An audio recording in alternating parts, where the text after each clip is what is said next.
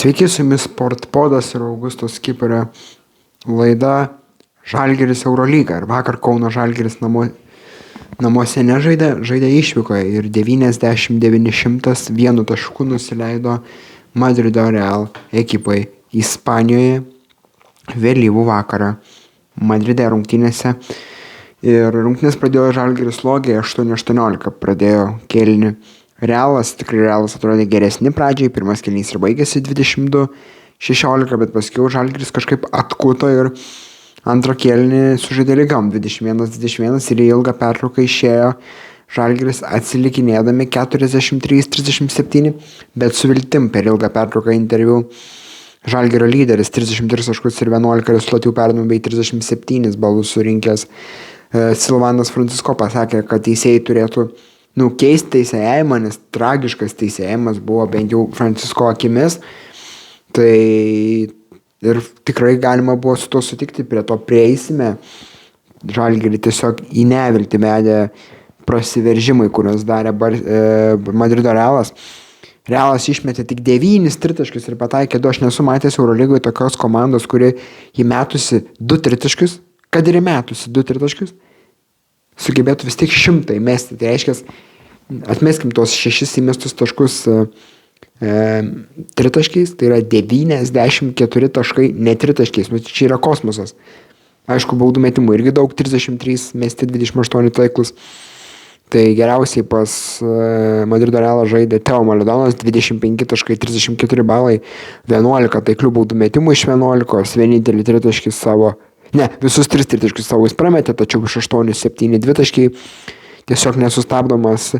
Nors rungtynių pradžioje atrodė Trey Lylesas toks, kad nesužais kažkokiu čia rungtynių įspūdingų, toliau tęsė Trejus puikų savo sezono startą, 21 taškas, 22 balai, iš 2 vieną tritaškį pataikė, iš 11 7 dvitaškiai, iš viso iš 13 8 metimus, 5 atkovoti kamuoliai, tikrai žaidė pakankamai įspūdingai. Kas iš Realo išsiskyrė tragiškai žaisdamas, tai Hezonija per 14,5 minutės, 1 taiklus metimas iš 4 į žaidimą ir iš viso 2 taškai minus 5 balai, 4 pražangos, tai tiesiog į neviltį varė jis savo treneriai, o varžovai tiesiog iš jo juokėsi.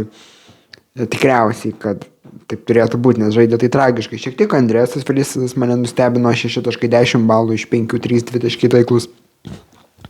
Taip pat puikiai tiesiog žaidė Facundo Campazzo iš 11-6 taiklus metimai, iš 10-6 dvitaškiai, 20 taškų, 25 naudingumo balai, iš 10-8 baudos. Tas paskutinės 2 prametė, kurios ir buvo vienintelės jo pramestos baudos. Kauno Žalgiris turėjo tikrai savų didvyrių.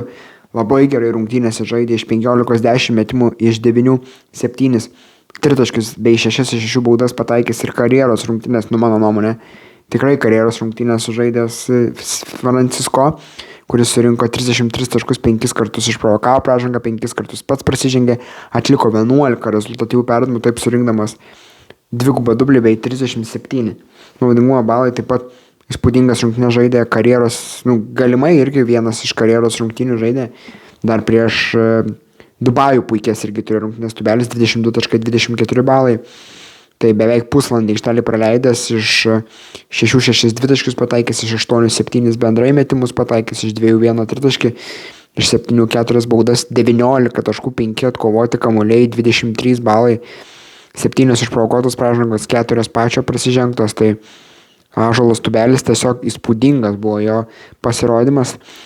Nustebino gal, kad Birutis pradėjo rungtynes, nors paskiau taip pažiūrėjus, kadangi Realas startiniam 5 leido Milžiną Tavarišą, kuris irgi, nepaminėjau, surinko 12 taškų, 11 kamuolių ir 25 balai. Tai Birutis yra mūsų tas Milžinas, kurį mes turėjom leisti aikštelę. Tragiškai atrodė Sirvydis, jeigu pažymius reikėtų rašyti dviejetuko netempintis pasirodymas, vienetas visiškas, per 20 minučių vos 2 kartus išsimetė tritaškį, 0 taškų, plius minusas, minus 10, efektyvumo minus 2, tiesiog atrodė klaikiai Sirvydis. Neblogai atrodė Brazdeikis, mane nustebino, nors metimų iš 8-4, bet per 18 minučių 10 taškų, gal balų šiek tiek mažoka, 4, bet tikrai neblogai. Taip pat vieneto vertą pasirodymą sužaidė ir Maudolo, per beveik 21 minutę 1.3 naudingumo balai. lemiamų momentų puolime, prasižengta pražanga. Na dabar apie tą pražangą prieš Fankūno Kampazą. Taip, daugiau ten buvo vaidybos nei pražangos faktas, bet mano nuomonė, teisėjas neturėtų švilpti tokioje situacijoje tokios baudas. O taip, jeigu tu žiūri tik pagal knygą, faktas buvo bauda puolime, akivaizdu, nes tas perteklinis veiksmas buvo ranka padarytas, faktas. Bet, gadina, kam gadinti varžybas? Ir tada dar duodi techninę Madolo, ir tada dar duodi techninę tam pačiam, galim sakyti, tam pačiam Madolo, už tą spyrį į suolą spyrį, tai duodi techninę suolui. Gėda, taip, nevaldė rungtynių. Ne tik ketvirtam kėliny teisėjai nevaldė rungtynių, apskritai teisėjai nevaldė rungtynių. Tai Madolo, čia šitą situaciją jau paminėta. Gerai Ulanovas pasirodė, nors rungtynės atrodė tokios niūrus ir nieko, atrodė nulinis žaidėjas, bet galiausiai Madolo, vis tiek, ne Madolo, Ulanovas surinko 8 taškus, 12 balų, lemiamų momentų įmetė tą tritaškį labai svarbu ketvirtajam kėliny. Mozės Wrightas per 21 minutę surinko 11 taškų, 8 naudingumo, bet vienoje situacijoje pakryptelėjo čiurną. Tai tikėkime nieko rimto jam nenutiks, bet kam nutiko rimto, tai Arnas Butkevičius antroje rungtynių daly jau rungtynės stebėjo tik tai su nesportinė apranga, su treningais, nes spėjo sužaisti 4 minutės ir ten už užtvaros kažkur linda. Aš to epizodą pats rungtynių metu žiūrėdamas nepastebėjau, bet kažkoks buvo momentas, kai jisai už užtvaros lysdamas susitrinkė, pajuto skausmą ir paprašė keitimo ir nieko Butkevičius nepadarė rungtynėse. Man Slyva nustebino, pataikė iš viso iš 7-5 metimus, gal šiek tiek mažai žaidė, 15 minučių, sakyčiau, tikrai per daug žaidė Sirvydis, beveik 20, Modolo 21, per daug, kurie kartu sudėjus pelnė 1 tašką ir tai tą 1 pelnė Modolo. Ne, tikrai Slyva puikiai atrodė, abu 2 taškus pataikė, iš 5-3 tritaškiai, 13 taškų, 8 balai, gerai žaidė gynybai, darbštus, ko reikia, žinai, talento gal jis neturi gynybai per daugiausiai, bet ko ir reikia daugiausiai iš tokio žaidėjo, kuris nėra talentingas puolime, susimesti savus metimus ir savo šansus išnaudoti. Ir jeigu įmanoma, tiesiog dirbk gynybai, nesi kažkoks talentingas, įspūdingų galūnių neturi, dirbk tiesiog gynybai, ark, ką jis ir daro. Ypač kai nėra nei Goso, nebebuvo Butkevičiaus ir nebėra Giedraičio, kuris 3 savaitėm dar krenta iš rotacijos. Tai Žalgiris labai gerai atakavo iš 2 zonos, iš 32 mestų 2 pataikė 23, tai yra 72%, tolimų metimų Žalgiris metė 27, pataikė 12, tai yra irgi geras 45% pataikymas, baudos irgi gerai krito iš 21-17, tačiau gynyboje atkovojom 21 kamuolį, kaip ir pakankamai, tačiau puolime tik 3 atkovoti kamuoliai, čia buvo bėdelė, Birutis tą puolime kamuolių neatkovos, Wrightas 1 atkovojo. Tai sunku buvo su tais kamuoliais puolime, tačiau jau yra kaip tavo varžovas yra Valteris Tavarešas, kuris vienas pats atkovojo 4 kamuolius puolime, tai vienas pats daugiau atkovojo, nei visas Žalgiris, bet reikia pagirti ir tą Francisco, kokius ketvirtam kėliny, tuos paskutinius 2 iš eilės tritaškius pataikė jis, kosminis žaidėjas, tai dar kartą parodo, kad tai yra, šiuo metu jis uždirba berods aplink milijoną gali būti 100 000 paklaida į vieną į kitą pusę, bet kažkas tokio apie 1 milijoną. Tai čia reikia džiaugtis, mes turim minimum 2 brangesnį žaidėją nei 1 milijonas. Tubelis, jisai ne dienom, ne savaitėm, ne mėnesiais, o kiekvienom varžybom tobulėja. Dabar atsidarysiu Ąžuolo Tubelio statistiką paskutiniųjų varžybų Eurolygoje. Sakykime, kiek čia dabar tų varžybų? Paskutiniųjų kelių varžybų.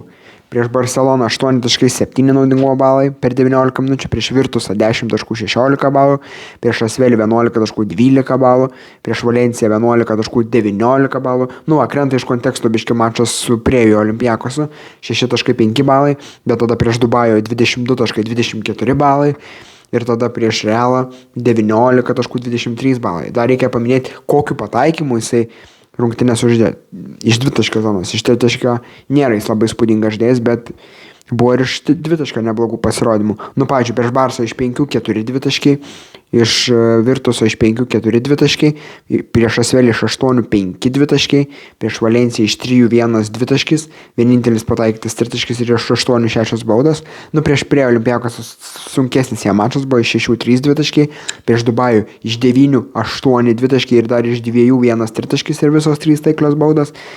Ir prieš Realą iš 6-6 dvitaškiai, iš 2-1 tritaškis ir dar iš 7-4 baudos. Nu čia krenta iš konteksto baudų metimai, bet tikrai įspūdingai žaidžia jis ir jo dabar Eurolygoje statistika yra per 19,5 minutės kaip debiutantas, renka 10,5 taško ir 11,8 balo. 35% tritaškių pataikymas, iš 20 Eurolygoje yra 7 pataikęs, 71,5% dvitaškių pataikymas iš 56-40 ir 70 beveik 6% baudų pataikymas iš 33-25. Pavyzdžiui, palyginkim jo praeitų metų statistiką Ryte čempionų lygoje, kuris rinko 10 taškų ir 12,5 balo, tritaškis buvo iš 15-3, 20%. Dvitaškiai buvo kiam 9%, iš šiam 3-3-1 ir baudų buvo iš 10-8, aišku, imtis maža, nes mažas turnyras, tik 8 rungtynes jisai spėjo sužaisti, nes dar ir traumą buvo patyręs. Bet apskritai, po Eurobasketo, kuriame jisai rinko 10 taškų, 13,5 balo ir tiesiog žaidė puikiai. Nu, tritaškių nepataikė 1 iš 14, bet žaidė tiesiog įspūdingą Eurobasketą. Tas jam padėjo ir atrodo, kad jis vasarą labai patobulėjo, nors laiko skirti tam papildomam darbui turbūt jis nelabai turėjo, nes jisai rinkiniai dalyvavo. Tai tikrai mane labai nustebino. Tiesiog įspūdingą sezoną žaidžiantis Eurolygoje, ypač debiutantas Ąžuolas Tubelis. Aš nežinau tiksliai, iki kiek metų yra duodamas apdovanojimas kaip geriausio jaunojo žaidėjo, to jauno talento apdovanojimas.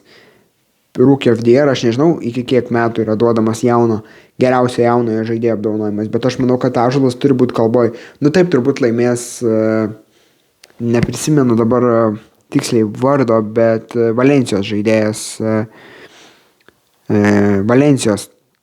žaidėjas tikriausiai jį turėtų laimėti, Džanas Montero, kurio statistika šiuo metu yra tikrai geresnė, 10,3-11,5 balo, nors ne kiek geresnė, bet aišku gynėjas, visa kita.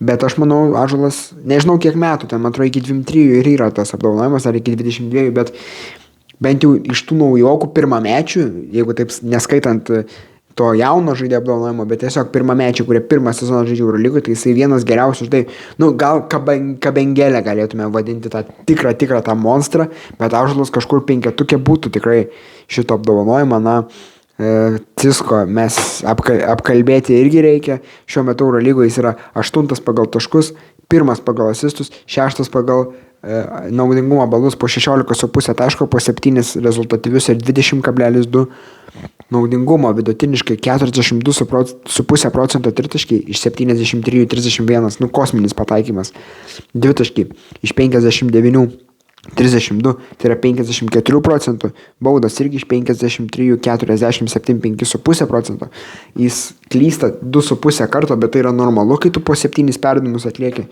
Apskritai, paskutiniai jo mačai tai tiesiog yra kosminiai, prieš Barsą 14 taškų, prieš Virtusą 23 taškai ir 35 naudingumo balai ir dvigubas dublis, prieš Asvelį 15 taškų 22 balai, prieš Valenciją 15 taškų 19 balų, prieš Olympiakosą 15 taškų 14 balų, prieš Dubajų 15 taškų 9 asistai ir 21 balas ir prieš Realą 26 minutės, 33 taškai, 11 asistų ir 37 balai. Tiesiog žvėris yra Cisko ir mes turime džiaugtis, kad mes už tokią sąlyginai mažą sumą 1 milijoną maždaug aplinkui turim realiai kokių 2 milijonų, gal net ir 2,5 milijono žaidėją. Tas pats buvo ir kai mes turėjome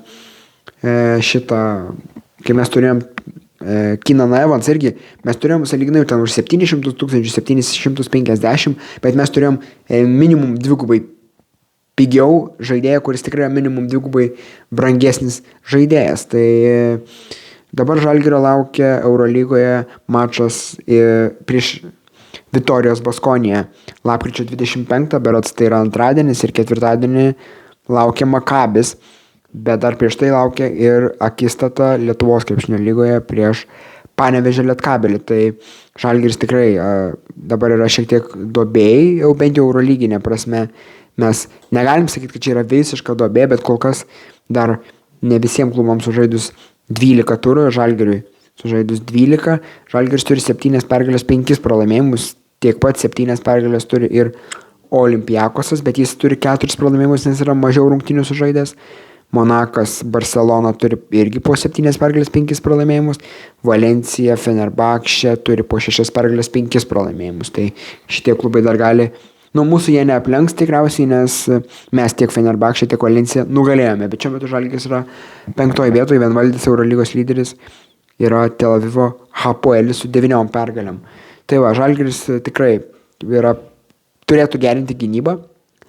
Kažkur galbūt reikėtų padirbėti ties taktikom, bus, manau, laiko ir žiūrėsim, kaip seksis toliau Kauno Žalgiriui. Tai su jumis buvo Žalgiris Eurolyga podcastas ir su jumis buvo Sportpodas bei Augustas Kiparis. Ir laukite kitų podcastų ir laukite sekmadienio vakare išeinančios laidos, kuri bus kur mes pakalbėsim apie tiesiog pasaulio aktualijas ir apžvelgsime keletą naujienų, kurios nebus susijusios su sportu. Bet šiandien čia buvo Žalgiris Eurolyga podcastas, su jumis buvo Sportpodas, Augustas Kiparis ir susitiksime jau greitai kitose podcastuose. Viso.